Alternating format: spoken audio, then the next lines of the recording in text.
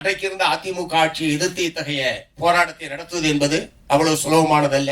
91 95 ஆட்சி காலத்தை, அந்த காலத்தில் நடந்த சம்பவங்களை எல்லாம் நம் திரை முன்னால் கொண்டு வந்தால் அது எவ்வளவு கொடூரமானதாகவும் ஒரு சர்வாதிகாரத்தனமான ஆட்சியாகவும் இருந்தது என்பதை நாம் கவனத்தில் கொண்டால், இந்த போராட்டம் என்பது ஆளுங்கட்சியை எதிர்த்து, ஆளுகிற அரசாங்கத்தை எதிர்த்து ஒரு கிராம மக்கள் மார்க்சிஸ்ட் கம்யூனிஸ்ட் கட்சியினுடைய துணையோடு நடத்தி வெற்றி கண்டிருக்கிறார்கள் என்பதுதான் அது முக்கியம். நம்முடைய அழைப்பினை ஏற்று வருகை தந்து மிகச்சிறந்த உரையாற்றி அமர்ந்திருக்கக்கூடிய கலைஞானி கமலஹாசன் அவர்களே, கவரேட் டாக்கீஸினுடைய இந்த ஆவணப்படத்தை, வாச்சாத்தி ஆவணப்படத்தை மிகுந்த உணர்ச்சி பூர்வமாகவும் மிகுந்த நெகிழ்ச்சியோடும் இங்கே இருக்கக்கூடிய பார்வையாளர்கள் பார்த்தார்கள், பகிர்ந்து கொண்டார்கள்.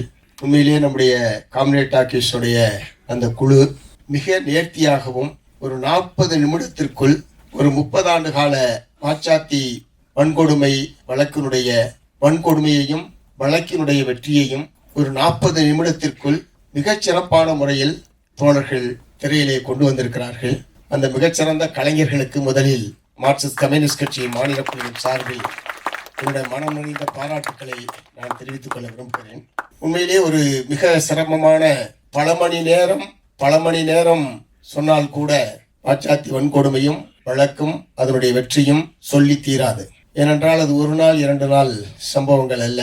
ஒரு 32 ஆண்டு காலம் தொடர்ச்சியாக நடைபெற்றிருக்கிற ஒரு நீதிக்கான ஒரு நீண்ட நெடிய போராட்டம் அது.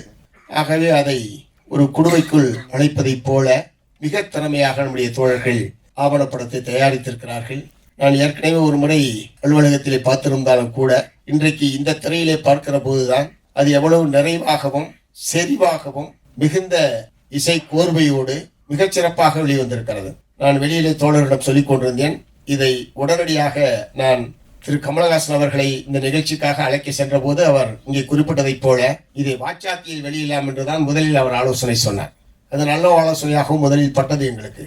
கமலஹாசன் மாதிரியான ஒரு மிகப்பெரிய ஆளுமை வாச்சாத்தி வன்கொடுமை நடந்த அந்த கிராமத்திற்கு நேரடியாக வந்து இது போன்ற நிகழ்ச்சியில் கலந்து கொள்வது என்பது நிச்சயமாக அது உலக அளவில் வாச்சாத்திக்கு ஒரு பெரிய பெருமை சேர்ப்பதாகவும் உலக அளவில் இந்த செய்தியை கொண்டு போவதற்கான ஒரு நிகழ்வாகவும் இருக்கும் என்றுதான் கருதினோம். அப்புறம் அவரே தான் சொன்னார், இல்லை, இப்போது இருக்கக்கூடிய இந்த தகவல் தொழில்நுட்ப உலகத்தில் நாம் இங்கிருந்தே அதை சாதிப்போம் என்று சொல்லித்தான் அவர்தான் இந்த இடத்தை உட்பட தேர்வு செய்தது திரு கமலஹாசன் அவர்கள் தான். இந்த தியேட்டரில் அதை வெளியிடலாம், அதற்குரிய எல்லா விதமான கட்டமைப்பு வசதிகளோடு இந்த அரங்கம் என்பது இருக்கிறது, ஆகவே அதை இங்கேயே வெளியிடலாம். நாங்கள் பெரிய பெரிய தியேட்டர்கள் எல்லாம் தேடிக்கொண்டிருந்தோம், பெரிய பெரிய அரங்கங்களை நாங்கள் பார்த்து கொண்டிருந்தோம். பிறகு அவர்தான் சொன்னார், பெரிய இடத்துக்கெல்லாம் நாம் செல்ல வேண்டியதில்லை, இங்கே அதை வெளியிடுங்கள் என்று சொல்லி அவர் தேர்வு செய்தது எவ்வளவு பொருத்தமானது என்பதற்கு அந்த காட்சியை இங்கே பார்த்தவர்கள் நிச்சயமாக உணர்ந்திருக்க முடியும். திரைத்துறையை பொறுத்த வரைக்கும் நீங்க இங்குதான், அதனாலதான் அவரால் பொருத்தமாக இந்த இடத்தை உட்பட தேர்வு செய்து பரிந்துரைக்க முடிந்தது. அந்த வகையில் திரு கமலஹாசன் அவர்கள் குறிப்பிட்டதைப் போல ஒரு நீண்ட நெடிய நீதிக்கான போராட்டத்தை மக்கள் மத்தியிலே கொண்டு போய் சேர்ப்பதற்கான முறையில் ஒரு குறுகிய ஒரு நேரத்திற்குள் அனைத்தையும் சொல்லக்கூடிய வகையில் அது மிக திறமையாக தயாரிக்கப்பட்டிருக்கிறது. உடனடியாக அது எவ்வளவு விரைவாக முடியுமோ அவ்வளவு விரைவாக வாச்சாத்தி கிராமத்தில் இதை திரையிடுவதற்கான ஏற்பாடுகளை நாம் செய்ய வேண்டும் என்று முதலில் நான் கேட்டுக்கொள்ள விரும்புகிறேன். அந்த மக்கள் பார்க்க வேண்டும். இங்கே வந்திருப்பவர்கள் ஒரு குறிப்பிட்ட எண்ணிக்கையில் இருக்கக்கூடிய மக்கள் மட்டும்தான் வந்திருக்கிறார்கள். ஆனால் பாதிக்கப்பட்டது கிராமத்தை சார்ந்த அனைத்து மக்களும். பாதிக்கப்படாதவர்கள் என்று அந்த கிராமத்தில் யாருமே கிடையாது. ஒவ்வொருவருக்கும் வெவ்வேறு வகையான பாதிப்புகள் இருக்கலாமே தவிர பாதிக்கப்படாதவர்கள் என்று யாருமே கிடையாது. ஒருவேளை சம்பவம் நடந்த அன்று ஊரில் இல்லாமல் யாராவது வெளியில் சென்றிருந்தால் அவர்கள் தப்பித்திருக்கலாமே தவிர மற்றபடி அன்றைக்கு கிராமத்தில் இருந்த 600 பேருமே பாதிக்கப்பட்டவர்கள் தான். அந்த வகையில் ஆவணப்படத்தை வாச்சாத்தி கிராமத்தில் நாம் திரையிடுவது என்பது விரைவாக செய்ய வேண்டும். ஏனென்று சொன்னால் தேர்தல் அறிவித்து விட்டால் இதை வெளியிட முடியாது, படத்தை பார்த்தவர்களுக்கு தெரியும். ஆகவே இது அதிமுக திமுக அன்றைக்கு நடந்த கொடுமைகள் எல்லாம் வருகிற போது தேர்தல் ஆணையத்தில் பர்மிஷன் வாங்கறதுக்குள்ள பர்மிஷன் வாங்கி நம்ம போடுறதுக்குள்ள தேர்தலே முடிஞ்சிடும். அதனால தேர்தல் அறிவிப்புக்கு முன்பாகவே இதை வாச்சாத்தி கிராமத்தில் திரையிடுவது என்பது ரொம்ப ரொம்ப அவசியமான ஒன்று என்பதை முதலில் நான் சொல்ல விரும்புகிறேன். இதனுடைய வெற்றிக்கு இங்கே வந்திருக்கக்கூடிய வாச்சாத்தி மக்கள் தான் அடிப்படை.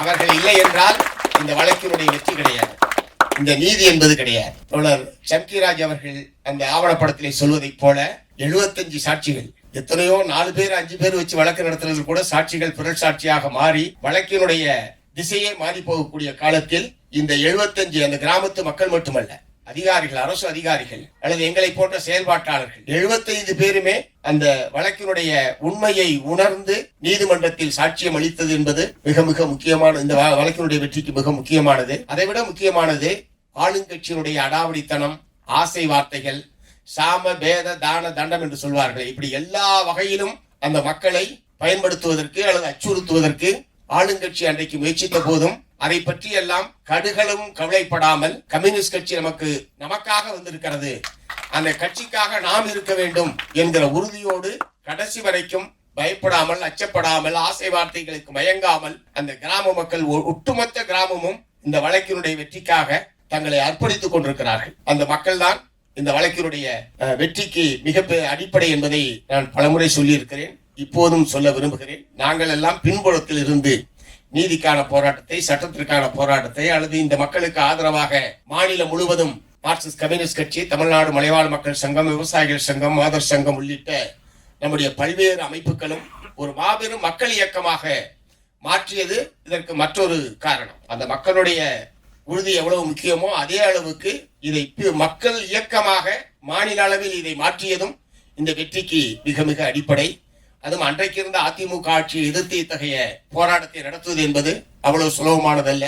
91 95 ஆட்சி காலத்தை, அந்த காலத்தில் நடந்த சம்பவங்களை எல்லாம் நம் திரை முன்னால் கொண்டு வந்தால் அது எவ்வளவு கொடூரமானதாகவும் ஒரு சர்வாதிகாரத்தனமான ஆட்சியாகவும் இருந்தது என்பதை நாம் கவனத்தில் கொண்டால் இந்த போராட்டம் என்பது ஆளுங்கட்சியை எதிர்த்து, ஆளுகிற அரசாங்கத்தை எதிர்த்து ஒரு கிராம மக்கள் மார்க்சிஸ்ட் கம்யூனிஸ்ட் கட்சியினுடைய துணையோடு நடத்தி வெற்றி கண்டிருக்கிறார்கள் என்பதுதான் அது முக்கியம்.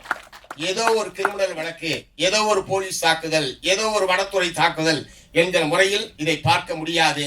ஆளுகிற அரசாங்கத்திற்கும் மாற்றாதி கிராம மக்களுக்கும், ஆளுகிற அரசாங்கத்திற்கும் மார்க்சிஸ்ட் கம்யூனிஸ்ட் கட்சிக்கும் இடையில் நடந்த மாபெரும் போராட்டம் தான் வாச்சாத்தி வழக்கு, வாச்சாத்தி வெற்றி. அந்த வகையில் தமிழகத்தில் நடைபெற்ற மனித உரிமையை பாதுகாப்பதற்கான எத்தனையோ போராட்டங்கள் நடைபெற்றிருக்கிறது. நிறைய போராட்டங்களில் நம்முடைய கட்சியும் நம்முடைய அமைப்புகளும் தலையிட்டிருக்கிறது. அது எல்லாவற்றிலும் மகுடம் வைத்ததை போன்றது வாச்சாத்தி வழக்கினுடைய வெற்றி. அந்த வகையில் இதை மக்களிடம் கொண்டு போய் சேர்ப்போம்.